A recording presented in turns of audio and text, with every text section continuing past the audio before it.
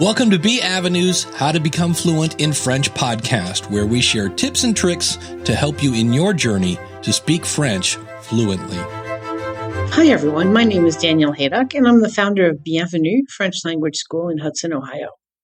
We offer custom programs as well as fast-track career training that will get you ready for a new career in just 18 months. Today's episode of How to Become Fluent in French is called 10 French Words That Make Us Chuckle. I start with one of my favorites, bonbon. No, and it's not a bonbon, okay? I don't know where they came up with that, but I can tell you one thing, it certainly isn't French. But bon means good, as you know, so un bonbon is a good. I mean, it really means candy, but it's good, so that's kind of interesting. So if you were to ask somebody if they would like a candy, a good, you'd say, tu veux un bonbon?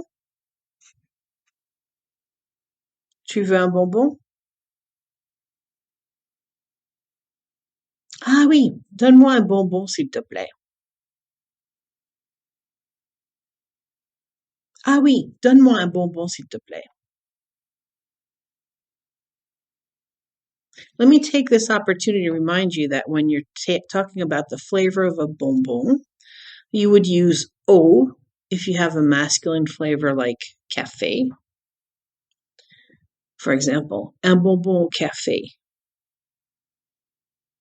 Un bonbon au café. If it's a feminine flavor, you would use à la. Un bonbon à la fraise. Un bonbon à la fraise. And if you're talking about plural, like fruit, there's more than one fruit, you would use aux, A-U-X. Un bonbon aux fruits. Un bonbon aux fruits.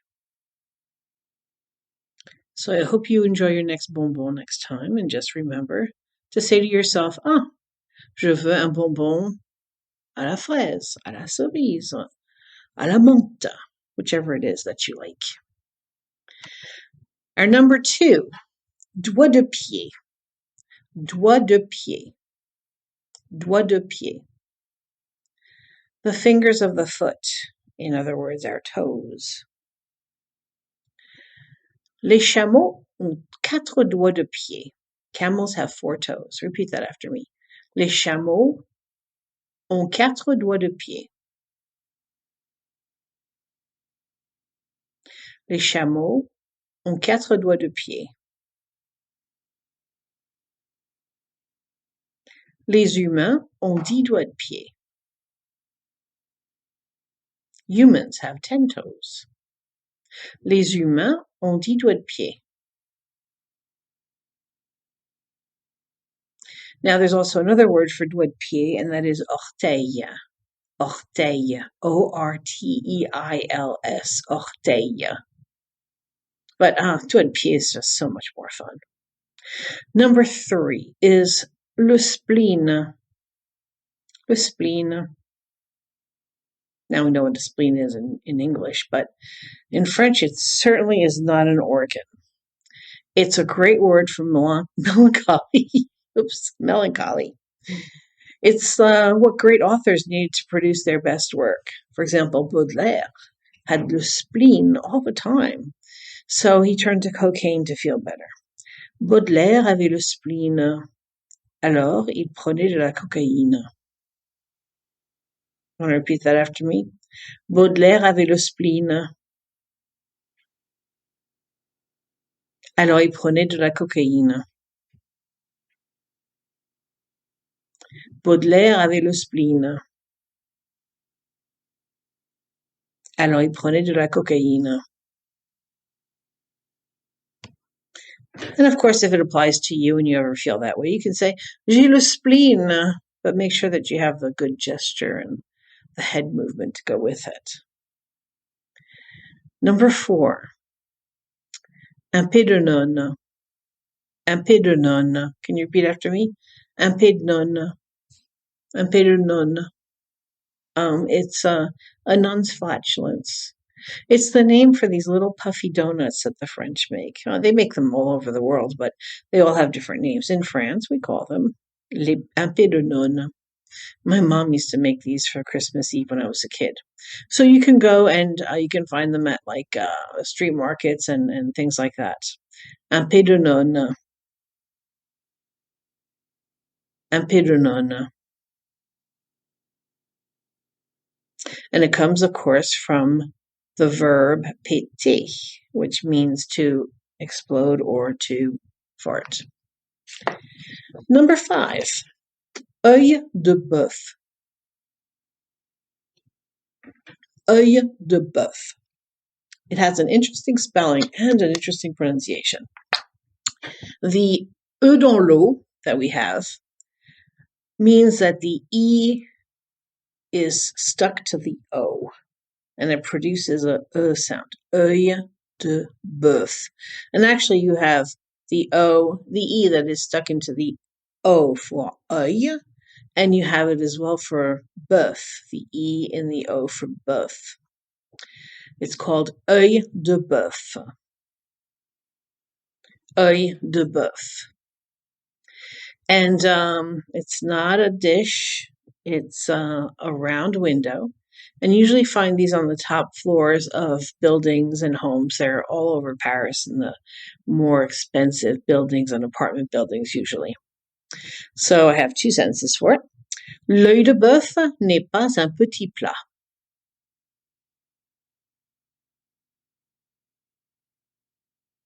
L'œil de bœuf n'est pas un petit plat.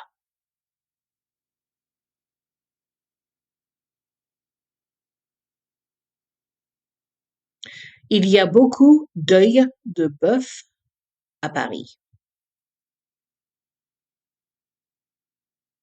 Il y a beaucoup d'œils de bœuf à Paris.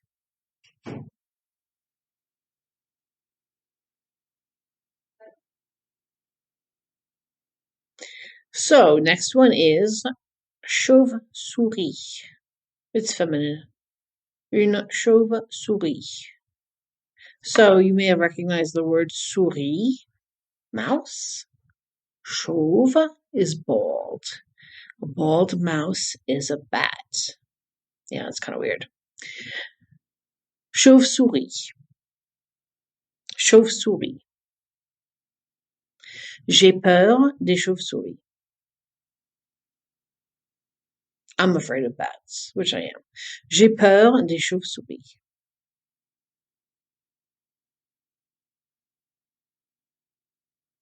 Les chauves-souris sont nocturnes. Bats are nocturnal. Les chauves-souris sont nocturnes. Our number 7 is cerf-volant. Cerf-volant. C-E-R-F, volant. It's a flying deer. Which, yes, what the heck is that? A flying deer is a kite. I don't know how they came up with that, okay? But just like with most sports, when you're saying that you're going to go fly your kite, you use the verb faire and then du. So you would say, j'aime bien faire du cerf-volant à la plage. J'aime bien faire du cerf-volant à la plage. Let's say it again. J'aime bien faire du cerf-volant à la plage.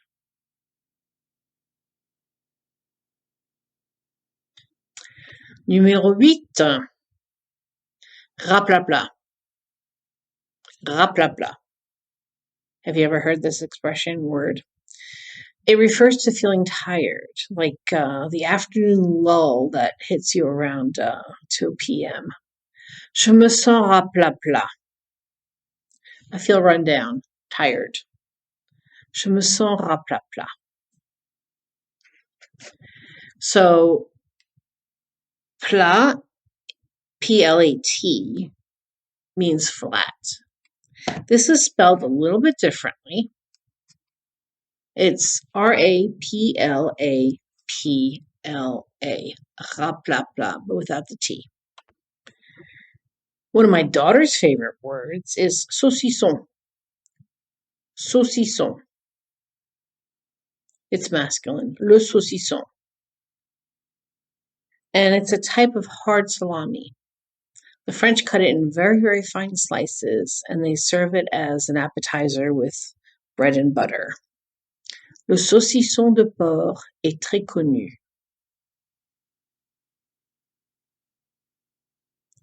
Pork saucisson is the most well-known.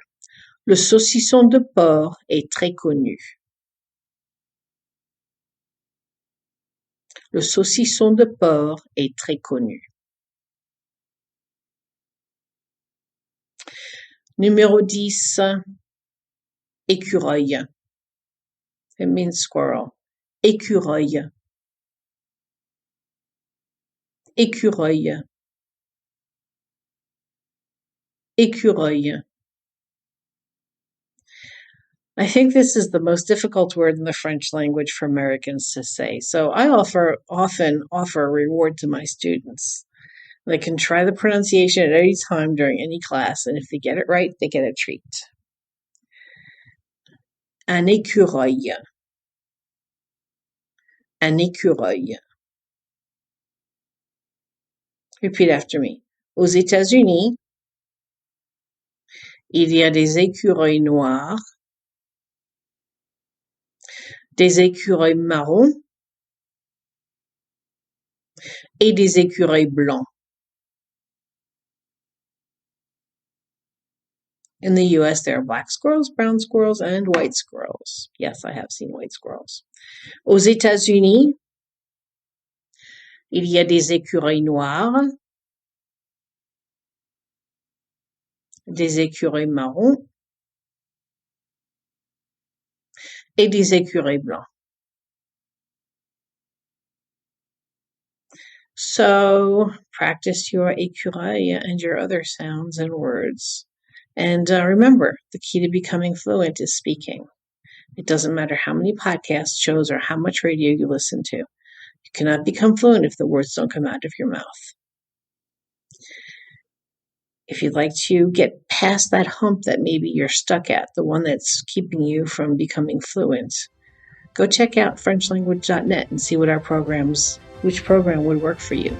Or give me a call at 330-313-4403. À bientôt.